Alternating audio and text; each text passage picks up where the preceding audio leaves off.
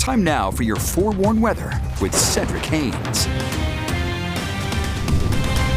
All right, welcome back. Let's get another check at that afternoon forecast. Cedric, some people starting to travel today, but most tomorrow. Yeah. Weather. Right, I was going to say, speaking of some people, hey, the one and only, okay, the Matt Fox. The weather is looking favorable You already checked for it, everyone heading out. Yes. Now, when we come back this upcoming weekend, it could get a little dicey. I wouldn't mind if you delayed him. You can come in tomorrow. Yeah.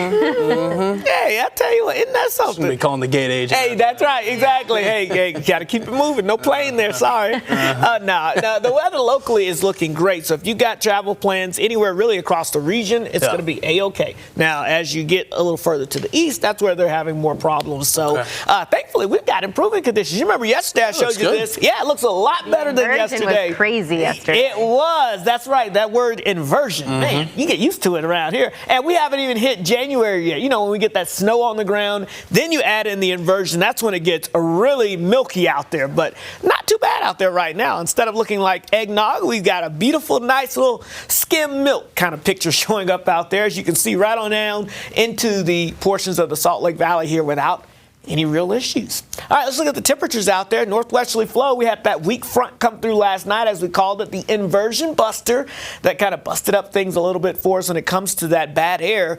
But it also brought in some slightly cooler temperatures. So it's down to 34 degrees in Logan, low 40s there from Salt Lake City over towards Ogden, 43 degrees in Provo, 48 degrees in Green River, 46 Hanksville, and 52 degrees in St. George. All right, let me show you the weather map. I want to continue to show you the big picture because it is very quiet here in the Intermountain West. We've got a northwesterly flow, dry conditions, a couple of showers moving into portions of the Pacific Northwest, but all the real weather action is off into the upper Midwest. Look at this trail of just high wind coverage that's taking place this afternoon here, stretching from places like the Dakotas, Nebraska, all the way up towards Minneapolis, Chicago, and into now portions of Indianapolis and Ohio. And along with this, we're seeing some wraparound snow, which is giving some blizzard conditions when you get those wind gusts over 30 miles per hour and you get that snow falling there.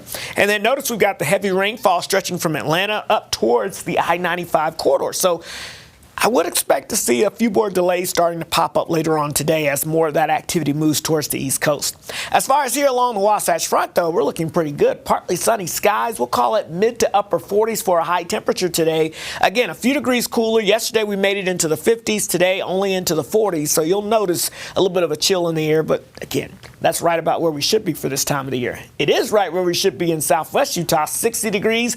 The average high, I think, is 59. So very seasonable conditions with lots of sunshine across the south and west, and really most of the region. High pressure, nothing around here when you get high pressure right on top of you, and that'll be the case. You'll have some passing clouds from time to time this afternoon. Same story as we go into your Wednesday, but really any weather makers stay well to our north and west, and that'll continue right on into Thanksgiving Day itself. We're looking fairly quiet out there. So if you're making plans, low to mid 60s down towards St. George over the next several days, and here along the Wasatch Front, we'll call it low to mid 50s.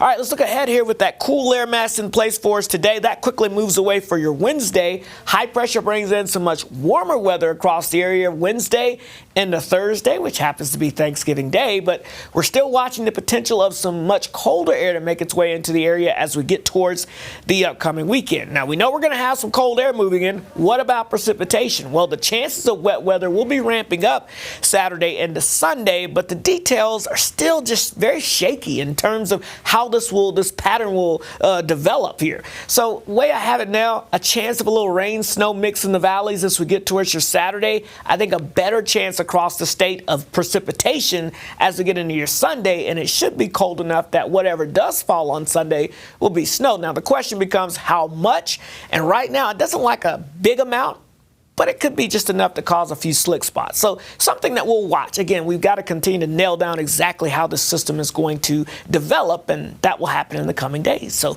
St. George in the 60s all the way through Friday, and then we cool it down with some wet weather potential for the second half of the weekend. Meanwhile, the Wasatch Front, 40s today, mid-50s for Thanksgiving Day, and then notice we'll be tracking some colder and potentially wetter weather just in time for the weekend. Alyssa?